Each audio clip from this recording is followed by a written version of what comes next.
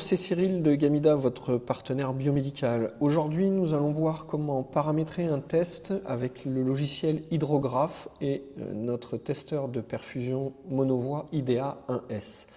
Donc, au préalable, il vous faut avoir installé sur votre PC l'application, la version 3.5.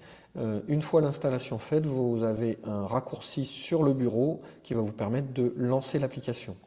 Donc, nous lançons l'application. Cette application permet de piloter plusieurs IDEA 1S, mais aussi plusieurs IDEA 5, par exemple, ou de mixer l'utilisation d'IDEA 1 et d'IDEA 5. Donc, l'IDEA 1 est bien identifié. Je vais me connecter à mon IDEA 1. Une fois la connexion établie, vous aurez sur l'écran de votre testeur une information que le testeur est piloté à distance. Si je souhaite programmer un test, je vais aller dans Setup Test Détail, le petit pictogramme en haut à gauche, et je vais choisir quel type de test je veux faire. Est-ce que je veux faire un test de débit ou un test d'occlusion? Dans notre cas de figure, nous allons faire un test de débit. Vous avez des champs qui sont obligatoires. Le numéro d'identification de l'équipement ainsi que le nom de l'opérateur. Le logiciel gère une petite base de données et donc ces informations vous permettront de pouvoir faire des recherches par numéro d'équipement et de retrouver l'ensemble des tests qui ont pu être faits sur un seul et même équipement. Nous allons ensuite définir les conditions de notre test. Donc dans mon cas de figure, un test de débit à 150 ml/h. Je vais faire des limites de plus ou moins 10% et je veux arrêter mon test quand le volume ou quand la durée du test sera atteinte. Donc dans mon cas de figure, je vais choisir une durée de test. Je vais indiquer que je veux faire un test sur 3 minutes et je peux lancer mon test. Donc je démarre mon pouce-seringue. La petite seringue ici indique que l'amorçage est en cours. L'amorçage, en anglais, vous aurez aussi l'information prime. Et une fois que l'amorçage est fait, vous avez le petit drapeau vert qui apparaît, qui vous permet de démarrer effectivement l'acquisition. Vous avez ici l'information du débit théorique 150 ml/h et les tolérances de plus ou moins 10%. Donc je vais démarrer mon acquisition. Donc le système de mesure de l'IDEA 1S est fait de telle sorte que vous avez un point de mesure tous les 60 microlitres.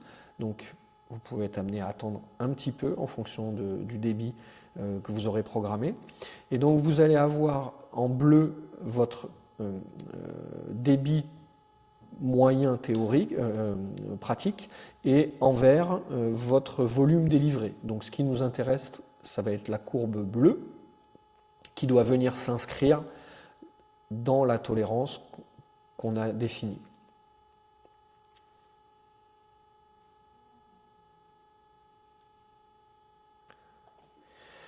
Une fois votre durée de test atteinte, le logiciel vous demande d'appuyer sur Stop pour pouvoir arrêter votre acquisition.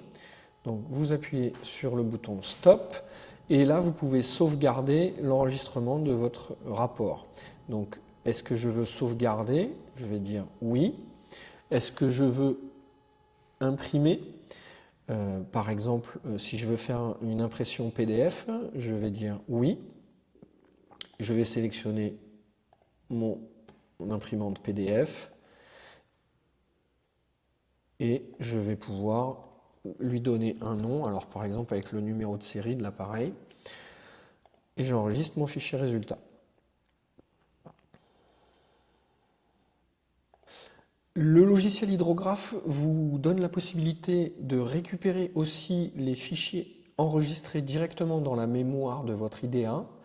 Pour cela, vous allez aller dans le menu Contrôle, vous allez faire Import, vous allez demander la liste des fichiers enregistrés dans la mémoire et par exemple sélectionner le fichier enregistré aujourd'hui de débit, donc le F pour flow, débit, et O pour occlusion.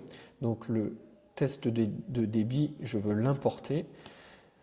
Est-ce qu'une fois importé, je souhaite qu'il soit supprimé de la mémoire de mon IDEA 1S?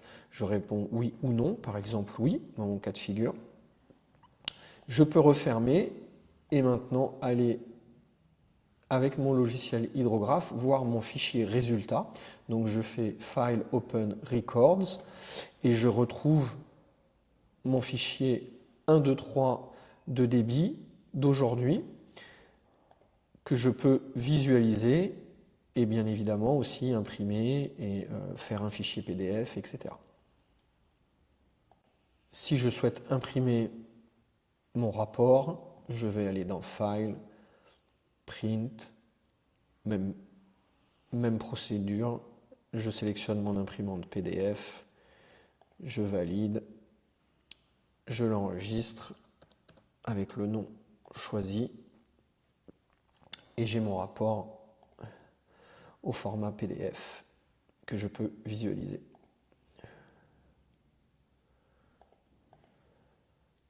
Avec l'ensemble de mes données. Voilà, c'était tout pour aujourd'hui. Je vous remercie de votre attention et si vous avez des questions, n'hésitez pas à revenir vers nous. À très bientôt.